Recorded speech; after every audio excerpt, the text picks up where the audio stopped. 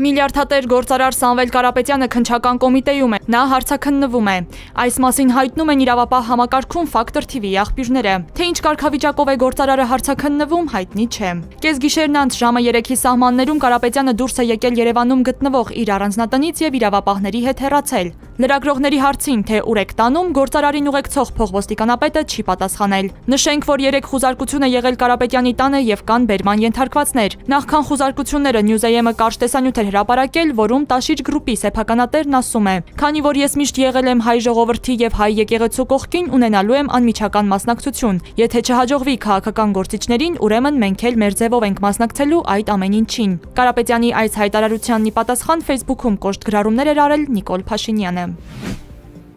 Հասունացել է պահը, երբ Հայաստանի էլեկտրական ցանցերը պետականացվի, դա տեղի կունենա արագ, այս մասին Facebook-յան գրառմամբ հայտարարել է վարչապետ Նիկոլ Փաշինյանը։ Հիշեցնենք, որ ՀԵՑ-ը պատկանում է Ռուսաստանաբնակ միլիարդատեր Սամվել Կարապետյանի Տաշիր ընկերությունների խմբին։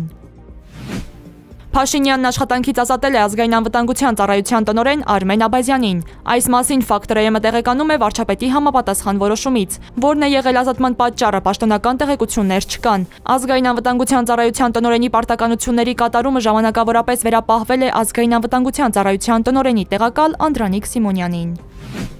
ԱՄՆ նախագահ Դոնալդ Թրամփը հայտարարել է, որ Միացյալ Նահանգները լիակատար վերահսկողություն է հաստատել Իրանի երկնքի նկատմամբ։ Նա նշել է, որ գիտեն, թե որտեղ է թաքնվում Իրանի գերագույն հոգևոր առաջնորդ Այաթոլլահ Ալի Խամենեին, սակայն մտադիր չեն այս պահին սպանել նրան։ Ավելի վաղ Իսրայելի վարչապետ Բենյամին Նեթանյահուն հայտարարել էր, որ Խամենեիի սպանությունը կավարտի հակամարտությունը երկու երկրների միջև։